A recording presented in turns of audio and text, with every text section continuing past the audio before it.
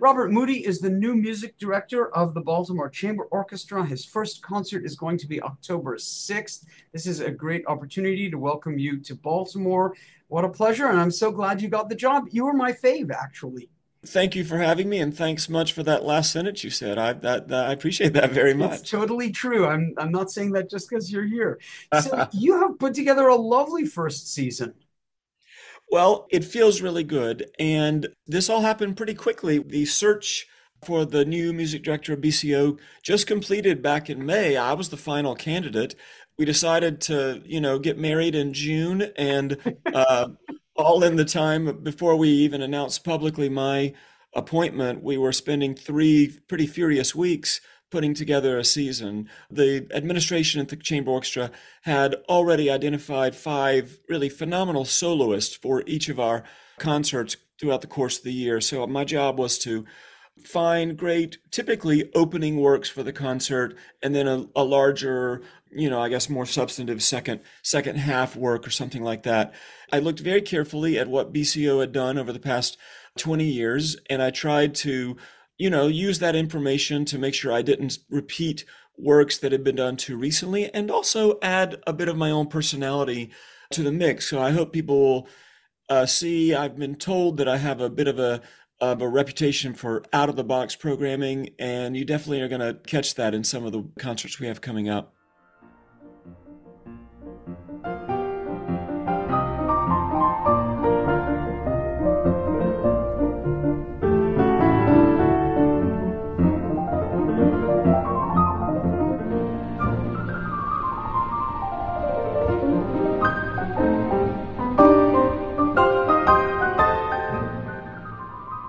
What are some of the highlights for you? Well, I'm really excited about the opening. We are a chamber orchestra, but we are going just a teeny bit larger than people might have seen on stage in past years. That is to say, instead of one bass player, 2 bass players, and a few more strings, etc., even some trombones for good measure. And we're ending the opening concert October 6th with Sibelius' Fifth Symphony. It has become one of my real desert island pieces. Sibelius wrote this work. The Finnish government commissioned him to write it in honor of his 50th birthday. I first conducted it a couple of days after my 50th birthday. I thought that was a nice homage, and that was now 7 years ago, and I've been really tightly connected to it ever since. So it's a good chance to celebrate a piece that might be, as I say, a little bigger than people are used to with chamber orchestra, but man, it's a way also to kick off a new music director season with a bang.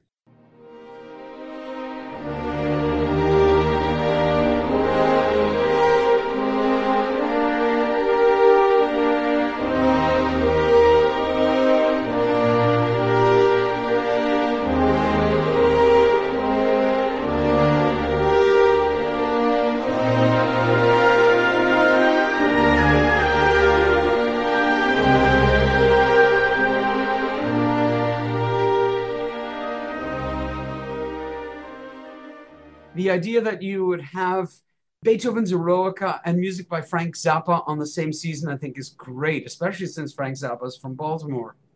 I discovered this work by Zappa about 4 years ago. I first had a colleague of mine, another conductor, conducted it and mentioned it to me, and I've now conducted it a number of times, primarily with my Memphis Symphony Orchestra, where I'm also a music director out on the west side of Tennessee on the Mississippi River.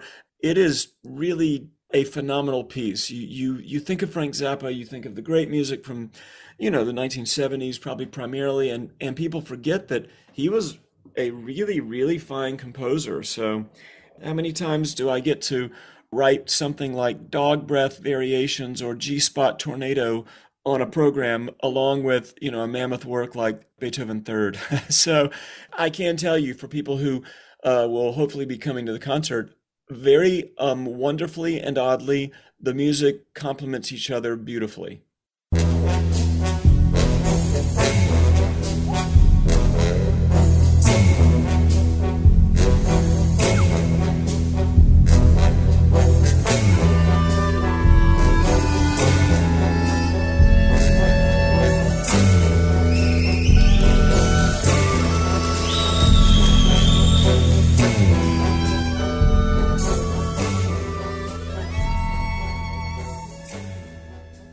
I think there's all manner of nice things in here. I love the Saint-Saëns second piano concerto. I love the Schumann cello concerto. And I mean, I know that you had to work in what previous soloists were contracted for, but some nice choices, really.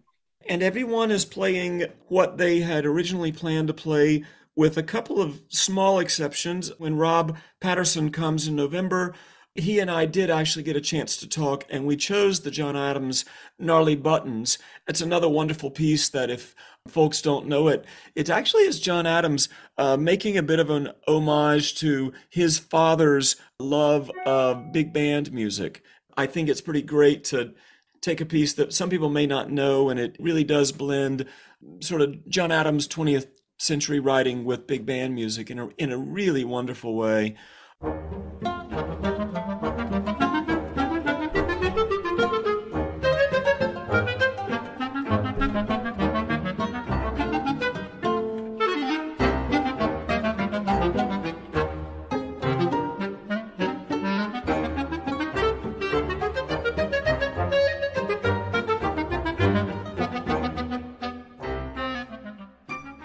I noticed that there haven't been quite as many works with a vocalist and the chamber orchestra. My degree from Eastman is actually choral conducting.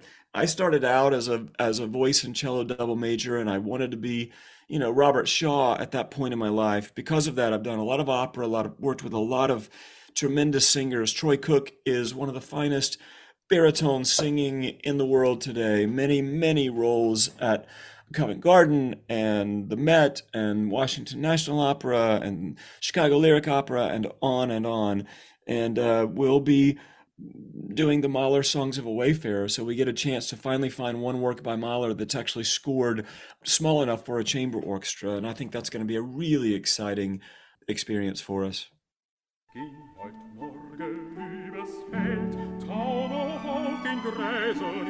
Sprach zu mir der lustge Fink, ei du Geld. Morgen, ei Geld, du wirst nicht eine schöne Welt, schöne Welt. Zieht, und blinkt, wie mir doch die Welt gefällt. Mason Bates is a friend of yours and a collaborator. You bring some of his music.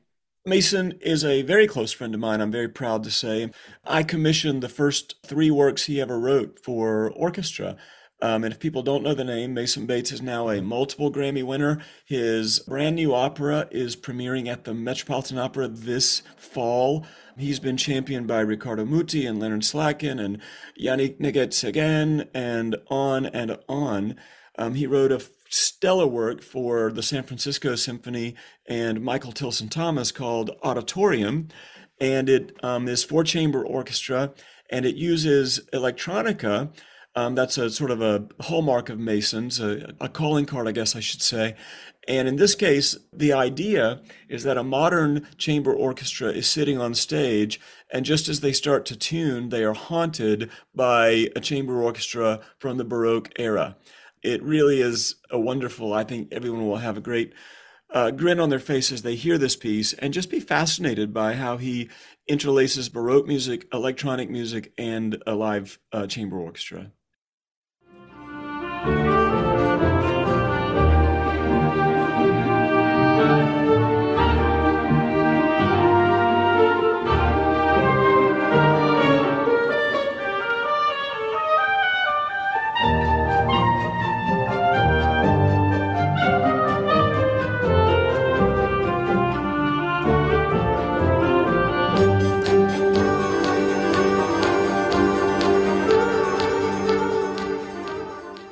Well, I can tell you the orchestra is thrilled that you're coming. They're very, very excited. And we are too. We're looking forward to your first concert, which will be October the 6th.